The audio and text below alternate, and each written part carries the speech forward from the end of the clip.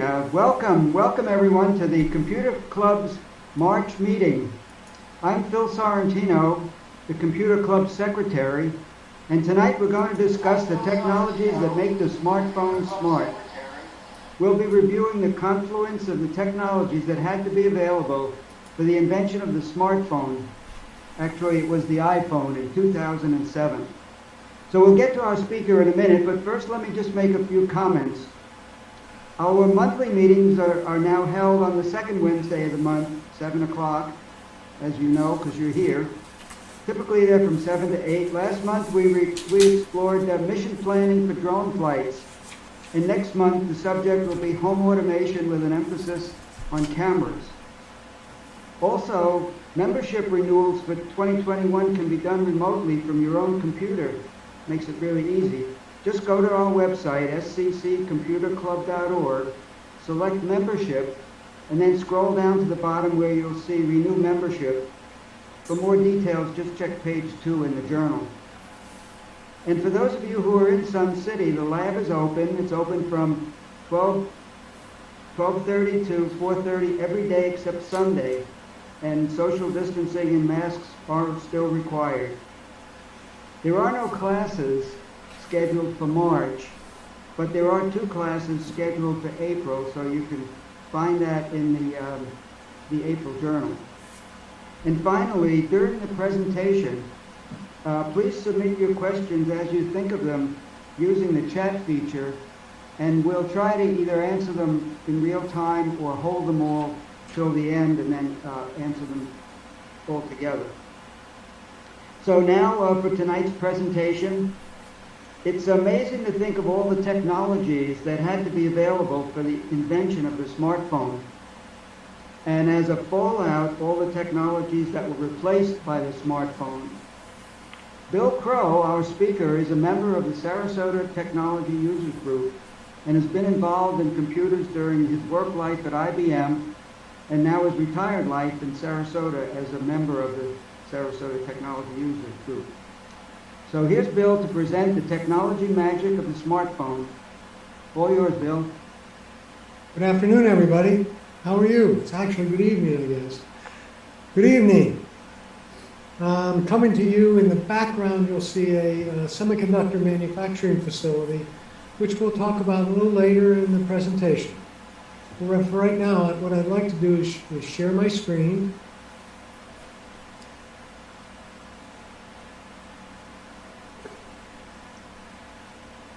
And hopefully everybody's now looking at the magic of the smartphones. Okay?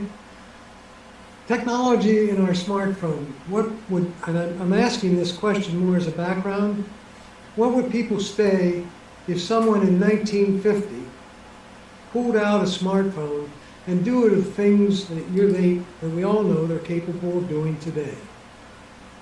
Our smartphones are a wonder. Some people might even think they're magic devices. To produce them, though, required a confluence of many different technologies.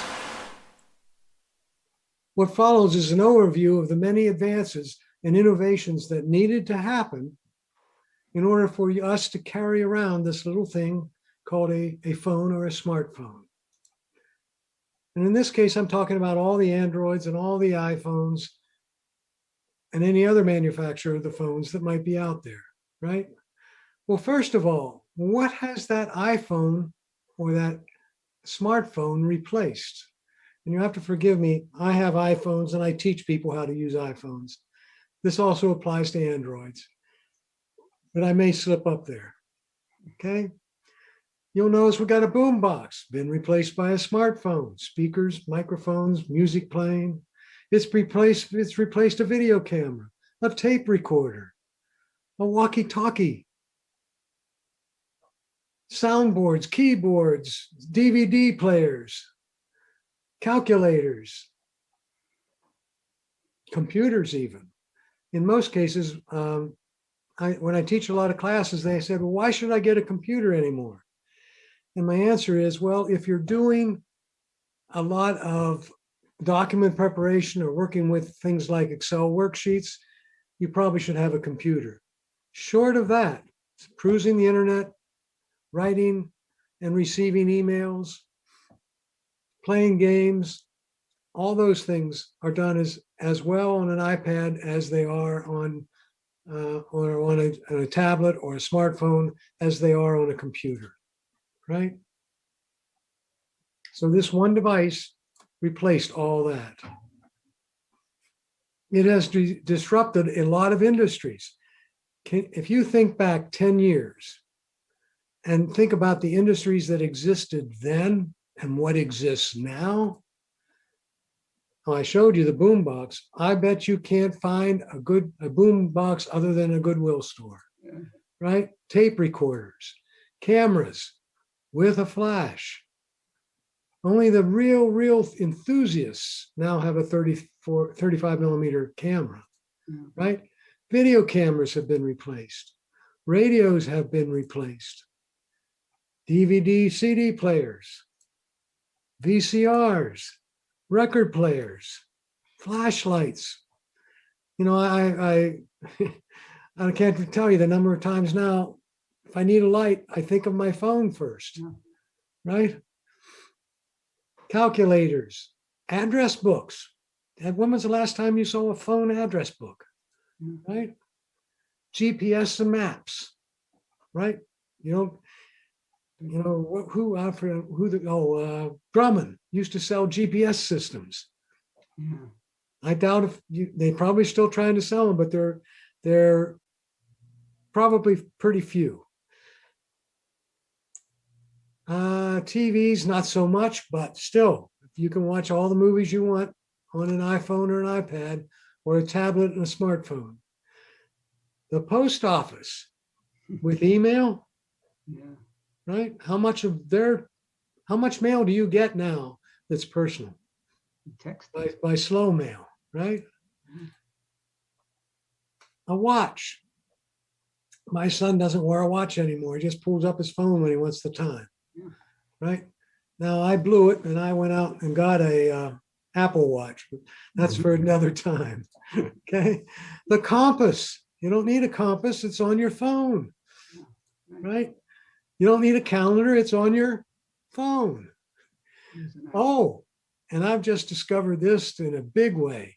You don't need your credit cards with you anymore. It's on your phone, right? You don't need a notebook, a clock, timer. My alarm clock is my phone. The weather forecast is on your, yes, you got it. Books and dictionaries. Now, I know very few people who read books on a smartphone, but they do read them on tablets all the time, right? And if you want to know the definition of a word, you pull out your phone and you say, hey, Google, what does mean? Yeah. Games, right? Newspapers. A lot of people have just said, hey, I'm just going to use my phone or my tablet to get the newspaper, right? Musical tuners. I dabble in making Native American flutes, and I use the phone to tune the flutes. Oh, I remember that. Right? And Apple just came out with Google's had one for quite a while, but Apple just came out with a translator where you can talk to your phone in one language and it responds in the other. And you don't need to tell the phone in advance what language you're talking. It figures it out, does the conversion, and gives you back the translation. Right? There's been many advances, and here's the ones I want to focus on. Development and advances in the internet. Would that exist? I mean, would the phone exist without that? I don't think so, right? Use of different bands of radio. Radio waves are used extensively on your smartphones, right? In fact, with 5G, they entered a whole new bandwidth, right? So the development of that technology, if it weren't for that, you wouldn't have a smartphone.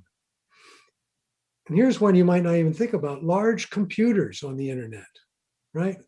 When you do a Google search, there's a large computer involved in that Google search.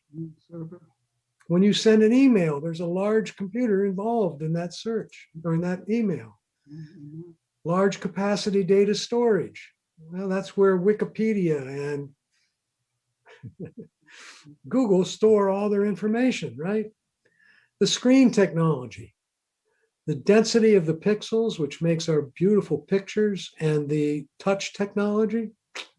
Man, here's one I want to spend some time on, the semiconductor development, which in some cases has made all the other things possible, right?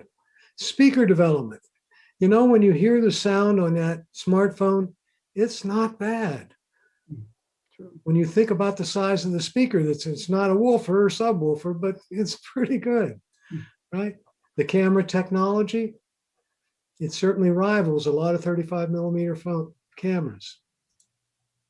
The battery development, they keep continuing to develop the battery life and the size of the battery to keep being able to make our devices smaller.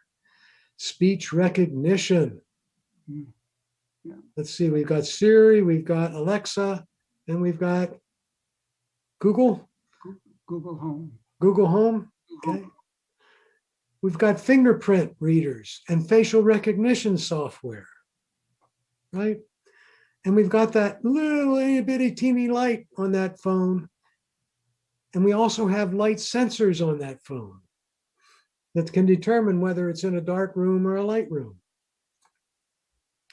So let's spend some time on each one of those a little bit.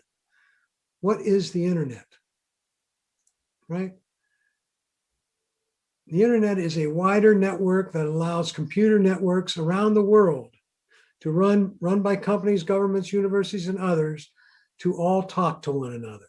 So that's what the internet is. The World Wide Web is not the internet. They're two different things. The development of the World Wide Web began in 1989. It is the process by which information can be accessed and shared across the internet. The internet is the enabler because it's got everything connected. The World Wide Web is what makes the information, everybody operate under the same ground rules or the same language. Okay? Internet's the connector, the web is the controller. That's what the internet looks like, right? Everybody's connected. Versus the World Wide Web is the HTTP : all those things we used to have to put in. Yeah, right. Right? Not as much. Your phone has many antennas in it. So now let's talk about that, right? The radio waves, right? Connecting it to GPS, the satellites. Cell phone towers. And there's a whole new bunch of cell phone towers that are currently being erected to handle 5G, right? But they're miles away. The GPS orbiting satellites are low Earth orbit. Wi-Fi is 100 feet or so away, right? Bluetooth is this kind of thing you use in your car, for example, or you use to attach your headphones wirelessly to your smartphones. And one thing called near field communications. And that allows you to use your phone as a wallet. So you can actually take your phone, bring up the particular application, just wipe your phone over the reader instead of swiping a card in it. Okay. The speed of the internet, right, has gone from 1G, 2G, 3G, 4G, and now we're on the verge of a booming 5G, right? 5G is about 20 times faster than 4G. And I got a little comparison here. 3G was deployed in 2004, 2005. 4G was 6 to 10, and 5G has just started in big time this year. Right? The bandwidths it uses. This goes 2 million bits per second, or 2 million, 200 million bits per second, and greater than 1 gigabit per second. So that's a billion bits per second it's transmitting. The latency is how long it takes the signal to get to you, right? and it's the delay in which you request something and it responds. And it's gone from, now these seem like awful small numbers to start with, right? It's gone from 10 to 100 milliseconds to 20 to 30 milliseconds to less than 10. That's fast. Okay. When I was working at IBM, when we had these terminals, that latency was important because we'd push a button and the signal would go back to mothership, and then it would process a while and come back. And it was a second or two. And that was slowing in your process of trying to get something done when you type a word and it takes that long for the letters to show up on the screen. Okay. Average speed, 144 kilobits per second, 25 million bits per second, and 200 to 400 million bits per second. So that's what we're going to see. And by the way, they're working on 6G now, which is another order of magnitude above 5G. Okay. If you look at the large scale computers that are out there, right? They're used by smartphones. What are they used for? That Google search. Things like Google, Bing, Yahoo, and DuckDuckGo. Okay, give you some examples of the number of searches that are done and have to be processed by those large computers.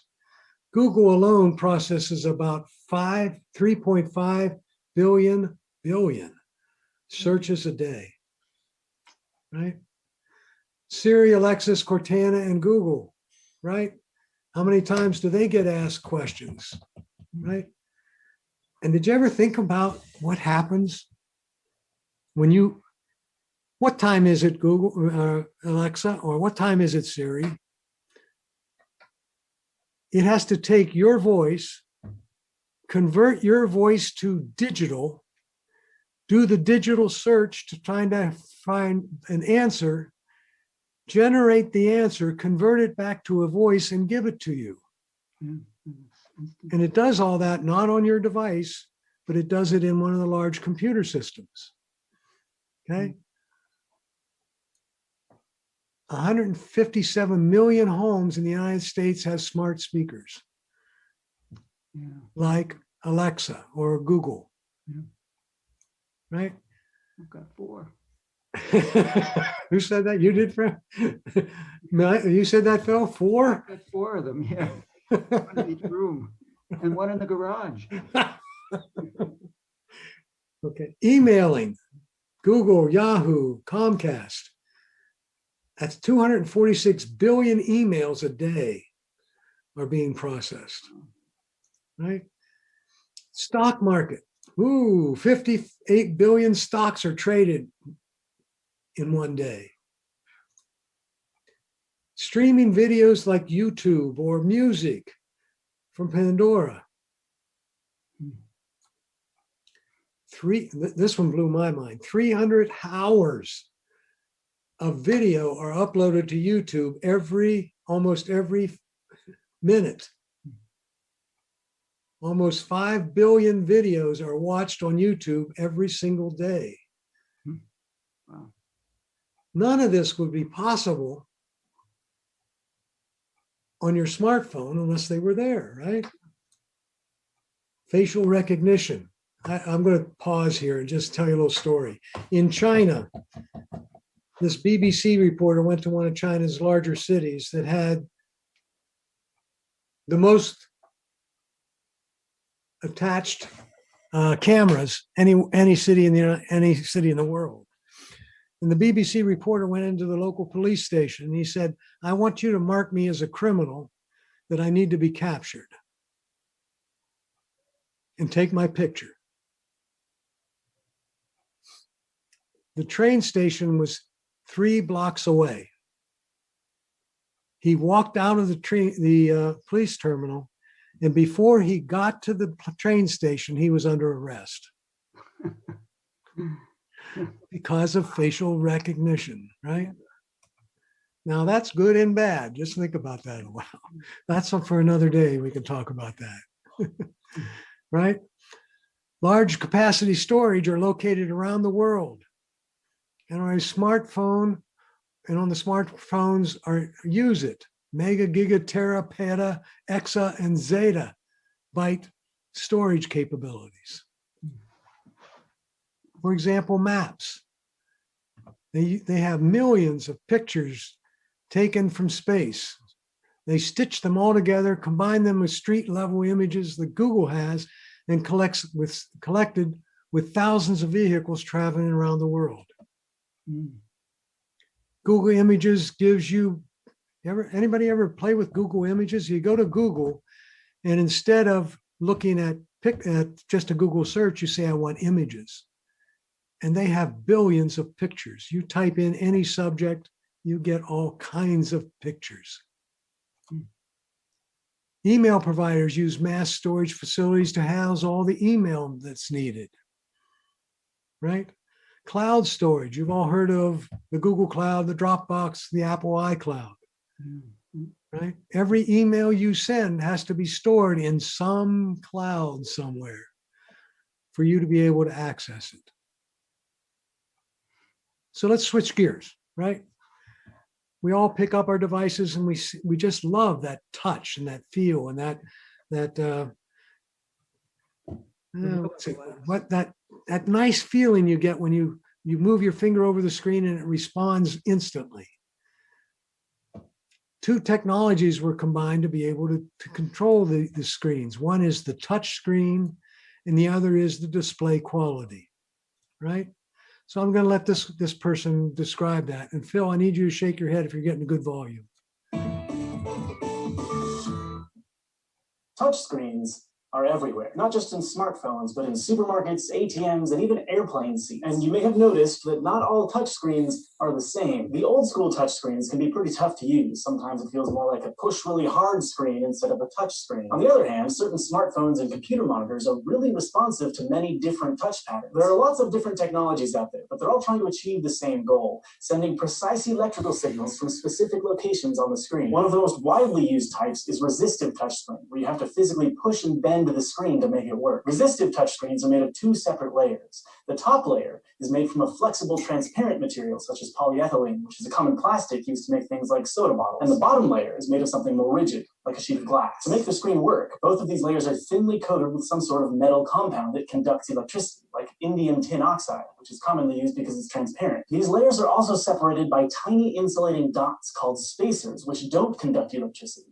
They keep the screens apart to make sure there aren't any false touch signals. When the screen is on, a small voltage is applied across the screen in both horizontal and vertical directions. As soon as you push down on the flexible screen with anything, like your finger or a stylus, it connects the two layers together. This changes the voltage, and a small processor connected to the screen can calculate exactly where you pressed in X and Y coordinates. These resistive touch screens are pretty affordable and durable, so they're used for things like credit card readers and grocery stores where you need to capture touch data of a messy signature over and over again, but they can be a little frustrating to use if you don't push hard enough. Plus, they normally can't understand multiple touches at the same time, so they're no good for two-finger zoom or more complex tasks. That's why these days, most smartphones rely on capacitive touchscreens, where your finger becomes a key part of the electronics. There are different kinds of capacitive touchscreens, and they can vary from device to device. But one basic design is a sheet of glass containing a grid of hair-thin lines of a conductive metal, like indium tin oxide. The grid lines in one direction are called the driving lines, which provide a constant electric current, and the lines in the other direction are called the sensing lines and detect this electric current. At every point where the sensing lines and driving lines cross, there's a specific electrostatic field which is registered as neutral by the processor in your smartphone or computer. But that all changes when something conductive comes along and touches it,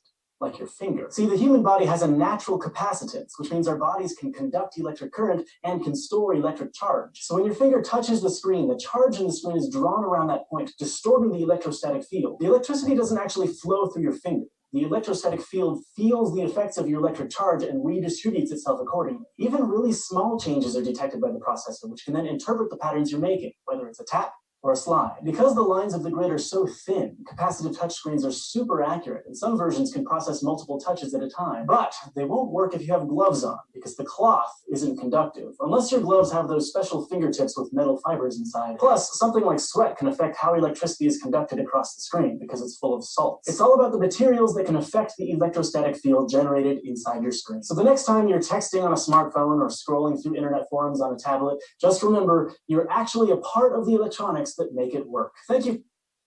Mm-hmm. Okay. Yeah, interesting. Interesting little facts. But again, remember, the point of this thing is that we wouldn't have smartphones without all that technology, right? As far as the display quality goes, that's controlled by pixels, right? The number of little dots that are on there. And every time we get a new smartphone, they've usually have increased the number of pixels on the display, right? The first smartphones had 160 pixels in one direction and 923 in the other, right? In 2001, they went to 256 colors. Yeah.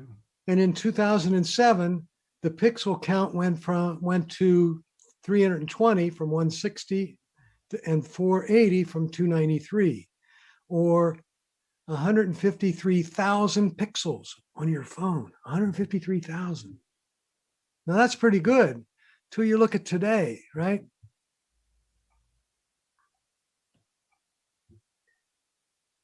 Today's pixel count is 1920 by 180. Yeah. For full HD, and that's over 2 million pixels on that little phone. And that's why the quality of the pictures are so good, right? Let's talk about semiconductor. I'm in a semiconductor lab. You can see that behind me, right? Yeah. Nobody believes me, Phil. I don't understand it. The semiconductor is one of the founding building blocks of many of the technology advances we are seeing in our phones. Almost every one of the things I've shown you and will show you required the semiconductor industry.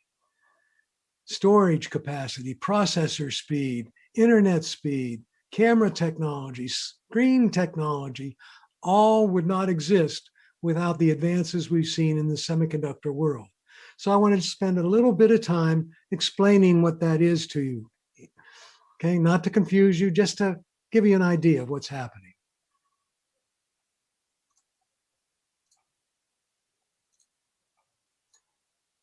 What is it? What's its history? What does it take to make a semiconductor? How do they do it? It takes lots of money, first of all, to make a semiconductor. Are made from materials that have been conducted between wait a minute, let me go back to that. Semiconductors are materials which have conductivity between conductors, generally metals, and non-conductors or insulators, such as most ceramics. Semiconductors are used to build electric circuits. The trend, right, in the 1950s, there was a drastic reduction in the size of electronic devices when it has moved in a rapid pace since 1950. As a result, the speed increases. As you make the electronics smaller, the electrons have to go shorter distances, and therefore everything speeds up, right? Our iPhones can perform 2 billion additions a second. Wow. That particular processor that can do that is more powerful than the one that was used, than NASA used in its big computer when our astronauts went to the moon. That's just. Now, I didn't say we could launch an astronaut with this thing, but it can sure compute fast. Okay. The push for smaller devices allows an increase in functionality for the unit space, and it causes for faster devices. And here's a graph that goes from millimeters down to nanometers. And I have a little bit more on that, but here's where we were way back when we were making tubes, and then the semiconductor industry started. Okay. And here's the size of bacteria, clear up here. Well, bacteria is here. Wow. Okay, so let me just.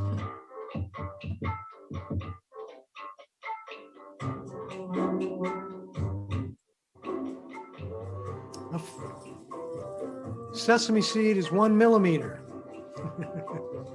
Bacteria is the next step down, 750 micrometers. The human hair is 100 micrometers. Unaided vision is 1 micrometer.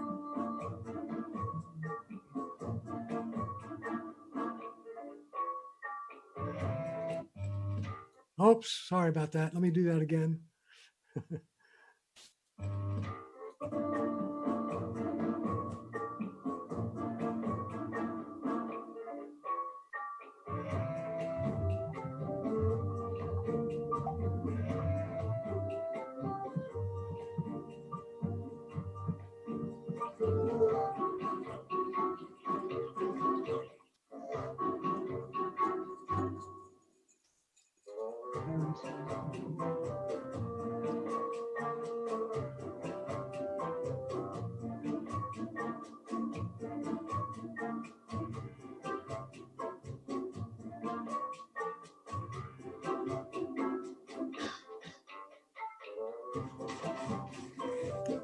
Think Corona. Thinking about that for the last year.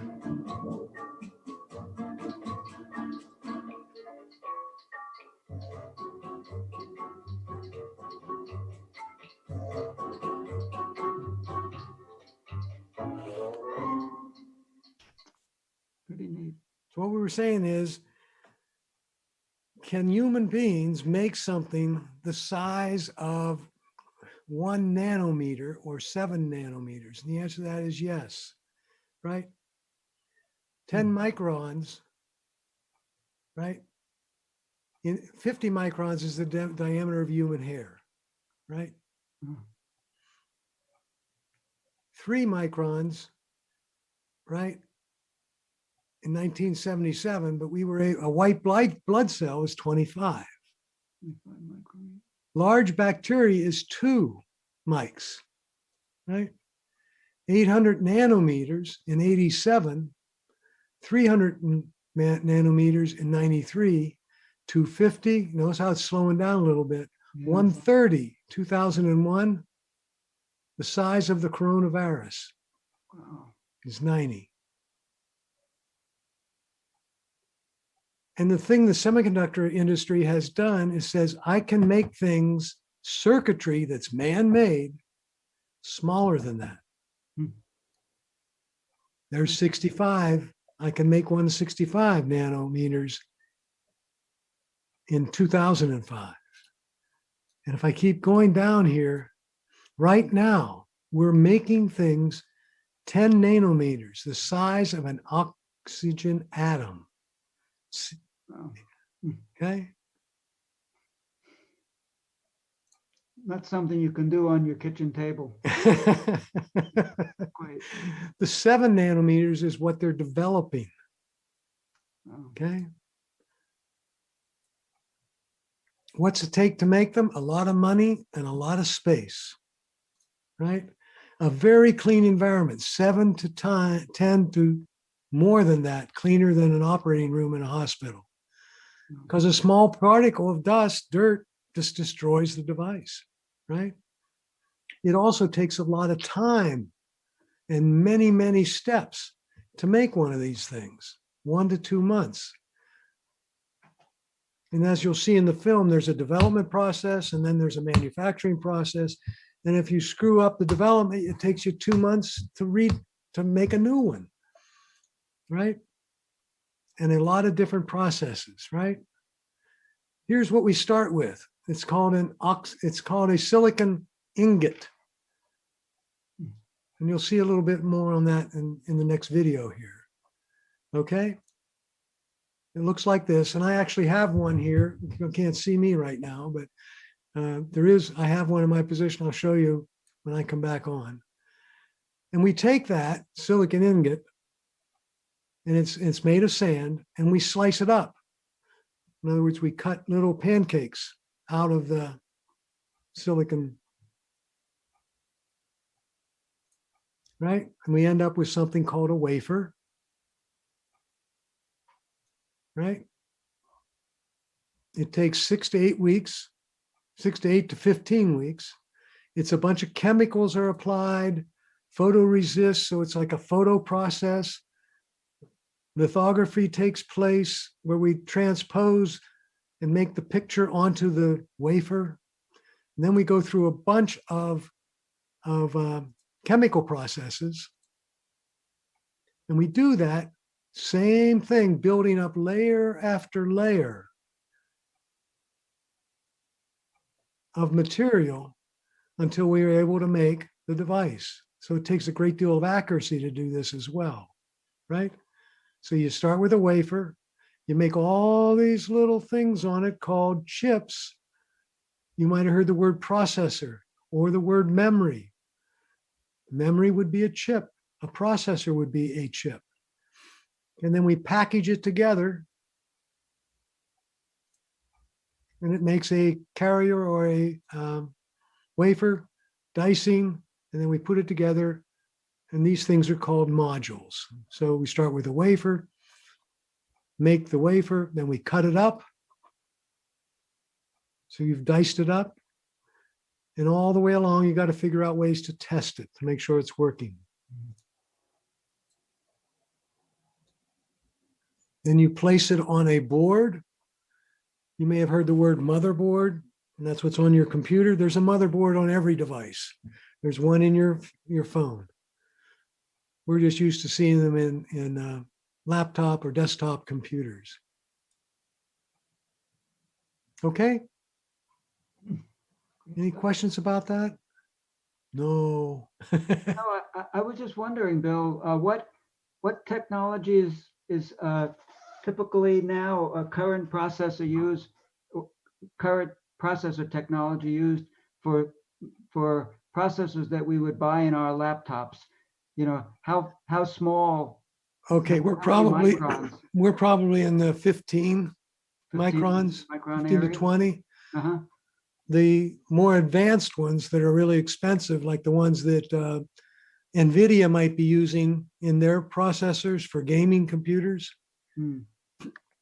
are 10. Small. And the leading semiconductor manufacturing facilities are working on 7. Wow. Okay. And by the way, Intel's a little behind on this whole thing. Okay, they're just coming to life with 10. Okay. The camera technology. I need to check something here. Hold on.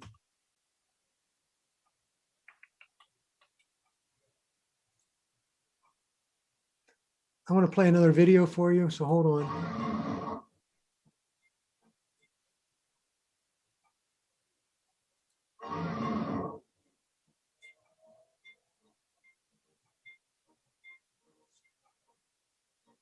You are about to experience a fascinating journey through the clean rooms of the semiconductor industry.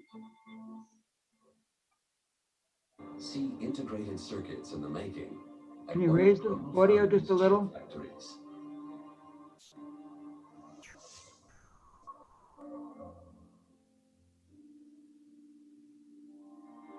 Let our experts walk you through the nanocosmos of the atom.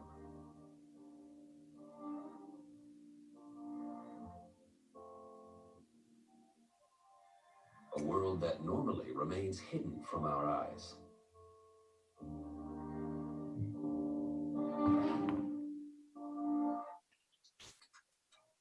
In the beginning is the circuit diagram.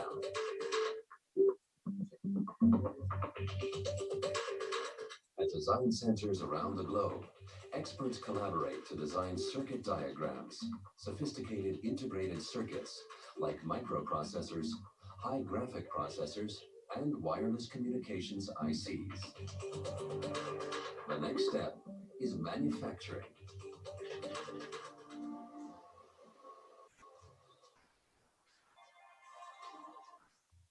The disk substrates for the microchips are made from quartz sand and are called silicon wafers.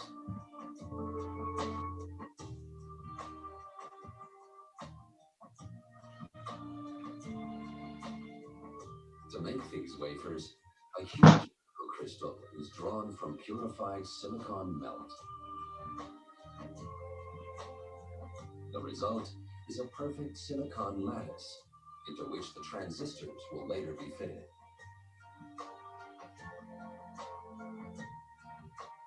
However, impurities pose a threat to these flawless silicon crystals.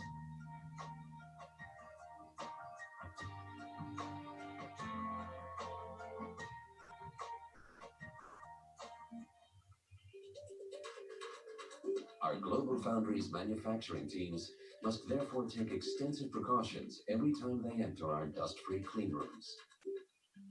The result? Our wafers are fabricated in an environment that is more than 100,000 times cleaner than an operating theater.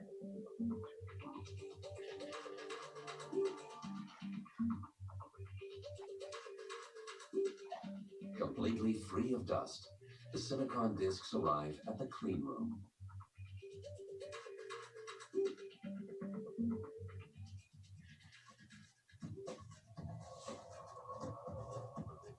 Here, 25 wafers are packed into each hermetically sealed container and sent off on a journey that will take them through hundreds of manufacturing steps.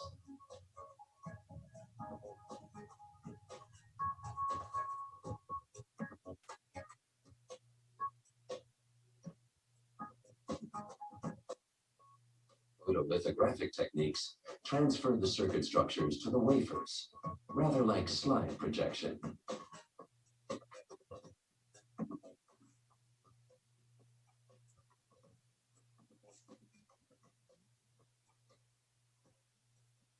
The key to this whole process is a solid mastery of light.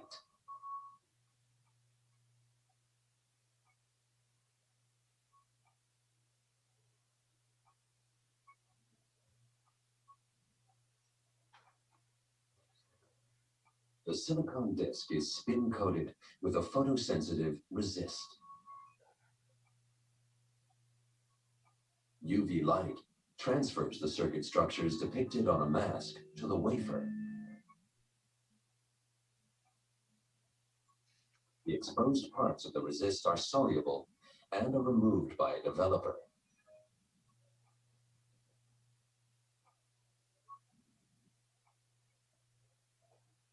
The transferred structures can now be used as a template. The unprotected parts of the water surface are etched away. The structures of billions of small current switches are generated on each wafer, tiny transistors.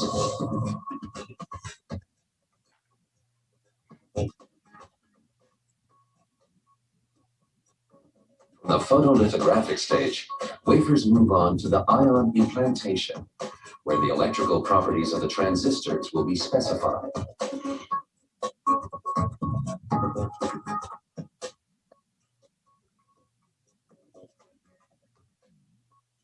Here, the engineers make good use of one of silicon's most important properties. Silicon is a semiconductor, which means that its conductivity can change via a high precision and placement of so-called dopant atoms.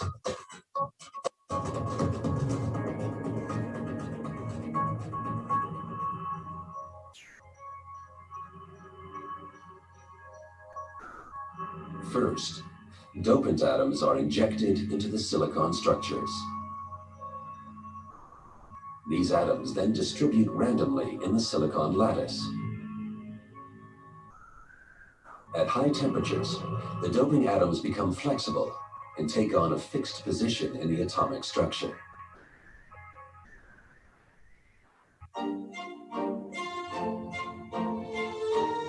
The complexity of manufacturing tiny transistors requires a clean room as big as 2 soccer pitches. Pitch.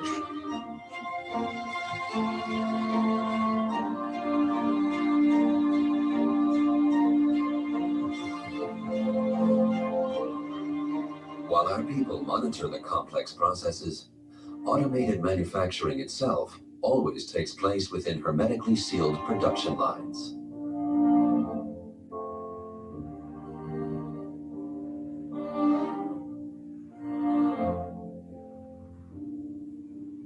Copper dominates the next process step. The finest interconnect wires link up billions of separate transistors to form integrated circuits.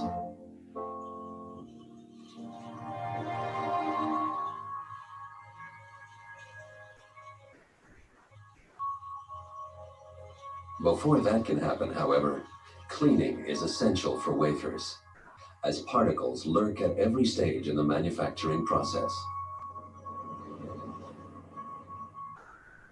Before the copper is poured into the trenches for the interconnects, a barrier layer is applied. It helps to avoid short circuits and guarantees reliability.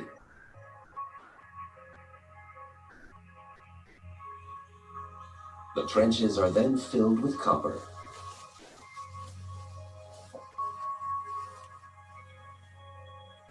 Finally, the excess copper is ground down to the edges of the trenches. This insulates each interconnect from the others.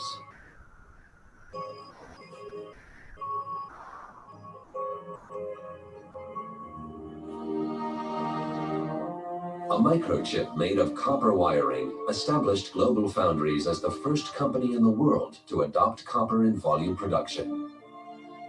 A foundation for the state-of-the-art multi-core processors that GlobalFoundries is introducing today in all product areas.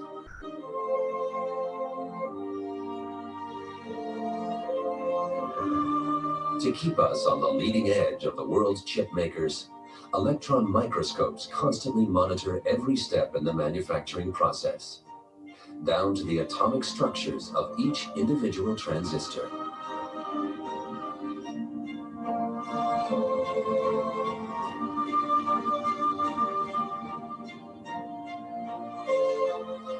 In 2 months, the wafer is ready. Huge integrated circuits consisting of conductors with a length of multiple kilometers link up 100 billion transistors on numerous levels.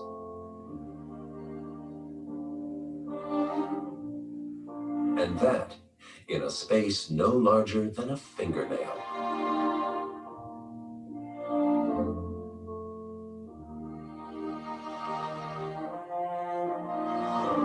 GlobalFoundries, the first truly global semiconductor foundry, located in the USA and Germany, Fab 1 in Dresden, and the future Fab 2 in Malta, New York. Together, they'll be 2 of the most advanced chip factories on Earth and a testing ground for the very latest microelectronic innovations from around the globe.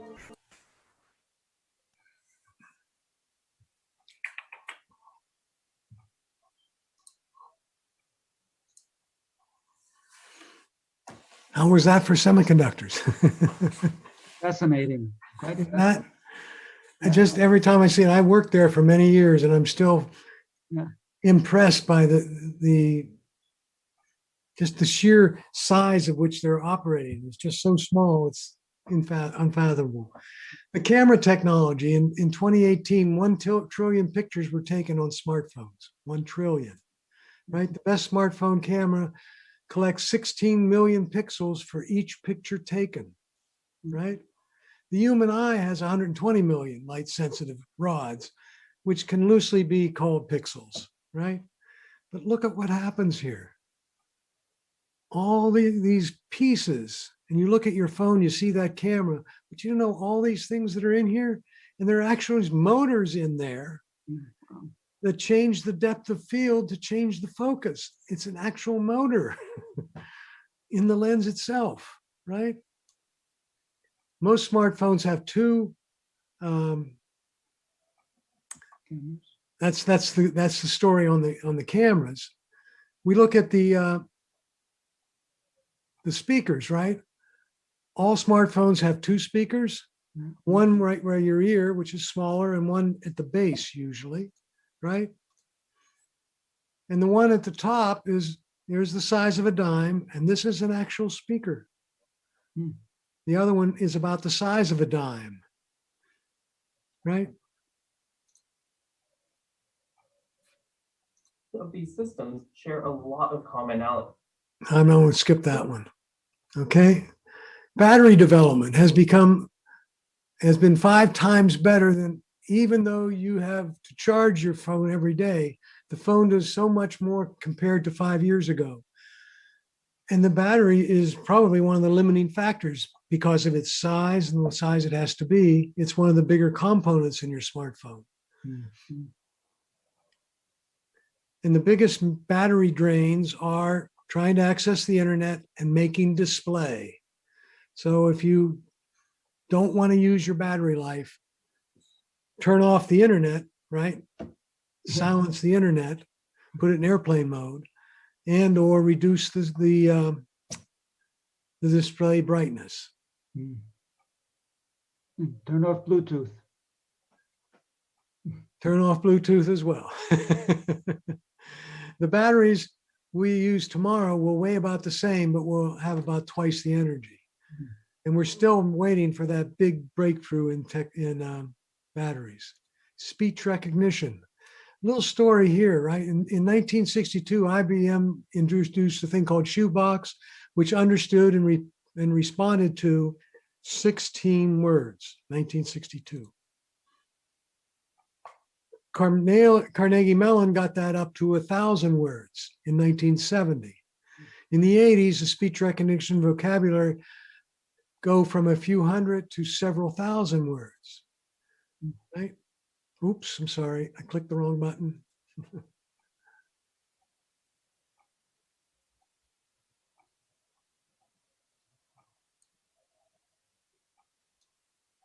Oh, there we go. Technical difficulty. You having any engineers in the neighborhood? Today, some of the largest tech companies are competing for the heralded speech accuracy title. In 2016, IBM received a 6.9% error rate, and Microsoft got down into 5.9%, and Google is claiming 4.9% error rate.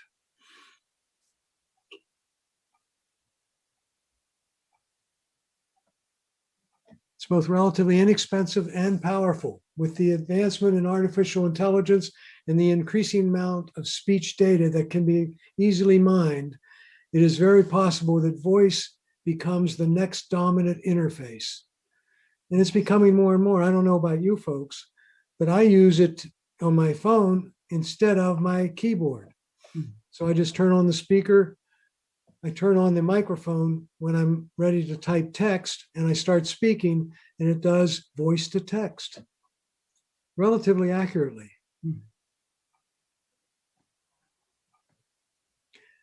This is an interesting, how many kids do you know that can write cursively? Well, tomorrow, they don't even be able to write. If you think about it, that's where we're heading. Sure. Fingerprint scanners. There's 2 different types, capacitive and ultrasonic. And I'm just going to quickly go over this. Ultrasonic is the latest fingerprint scanning technology. And that's the one you can actually put on your screen, on the screen of the smartphone. And you could actually touch the screen and get a fingerprint. Oh. Facial recognition. I've got one of the newer iPhones that has facial recognition on it, right? And it's pretty nice, right? I don't have to put any passwords in. Can you have more than one person? Phil, I know you can have more than one fingerprint. I haven't tried more than one face. So when you have fingerprint recognition, you can have more than one. Yeah.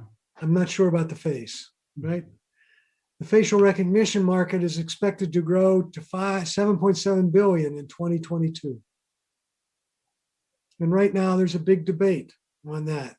Can the police, criminal associations use facial recognition to surveil and capture criminals. And there's also a mixed message on that. They're also surveilling you then as well, right?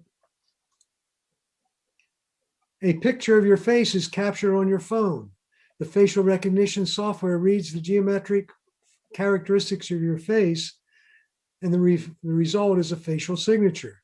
The facial signature, a mathematical formula, is compared to the database of known faces to determine a make. Okay? And last but not least, LED and light sensing technology, right? Every smartphone I know now has a LED light on it that uses as a camera flash, right? It also has a light sensor.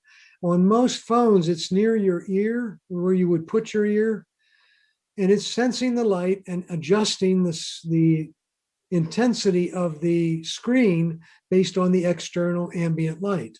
And if you put it up next to your phone and answering a phone call, in some cases, it will turn off the screen, knowing that it's on your ear and you're having a phone call.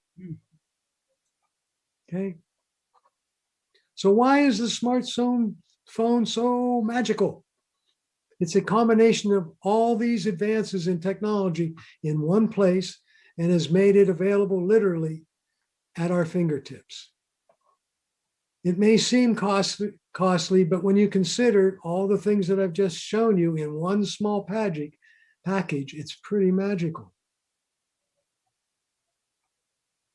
Now, all that's required is for us to learn how to use it all, right? And I always have this expression, one thing at a time.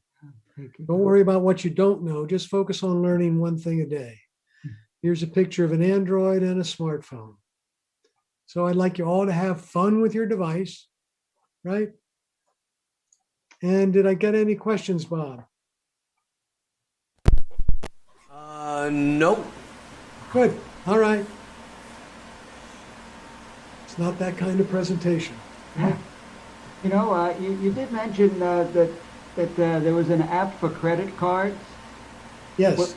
On the iPhone, it's called Wallet. I'm not sure what it would be on the Android. I don't know of any. I guess that's Apple Pay and... Well, it uses Apple Pay. It uses, I see. Okay. Well, Apple Pay technology, but it's the Wallet app. Well, I'll take Okay. a look.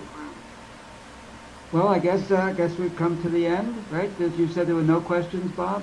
No, I haven't seen any questions. Whoa, wait a minute. Oh, we just had somebody get on right now. Oh, a little late. Hey, But- Bob, is that presentation available online? Yes, that presentation will be available online in about an hour. Here's what you look like if you put on one of these garbs, by the way, folks. Yeah, to get in there. Oh, Wait a minute. No, the wrong way. There you go. okay. Either that You or can get you're... you're completely covered. And there's actually booties you put on, gloves you put on. You go into one of these clean rooms. And people work in those for 8 hours? Yep. Well, they probably work in more like 2 to 3. They take breaks. Sessions, yeah. And those rooms are quite chilly because these things are quite warm. Okay. That's great. All right. So it's a Well, great okay. COVID. It's a great COVID getup. Yeah. Well, I guess we've come to the end, so let me just say thanks, Bill, for a very interesting and informative presentation. I think now we all know a little bit more about the technologies behind our smartphone. I hope people are encouraged to learn a little bit more about their phones and take advantage of it. That way you get to use all of that technology all at once. So just for everybody who's tuned in, don't forget the next meeting next month will be home automation. It'll be on April 14th. So good night and stay safe, and thanks again, Bill. And if you liked what you saw tonight, please hit the subscribe button and click on the little bell for the notifications so you'll know when anything's coming up. And we'll see you next month, folks. See you next month. Goodbye, everybody.